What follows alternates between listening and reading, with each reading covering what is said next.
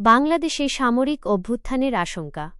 দীর্ঘদিন ধরে ধিকি করে জ্বলতে থাকা ক্ষোভ এবার ফেটে পড়েছে বাংলাদেশে। তত্ত্বাবধায়ক সরকারের প্রধান মোহাম্মদ ইউনূসের ওপর চরম বার্তা দিয়েছেন সেনাপ্রধান জেনারেল ওয়াকার উজ-জামান।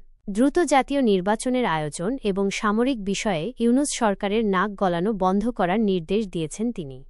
গত বছর হাসিনা সরকারের পতনের পর মোহাম্মদ ইউনূসের নেতৃত্বে অন্তর্বর্তী সরকার গঠিত হয়েছিল, যার প্রধান কাজ ছিল দ্রুত একটি সুষ্ঠু ও স্বাধীন নির্বাচনের ব্যবস্থা করা। কিন্তু ইউনূস সরকার ক্রমাগত নির্বাচন নিয়ে টালবাহানা করছে। সেনাপ্রধানের হুঁশিয়ারি সেই অভিযোগকে আরও জোরালো করল।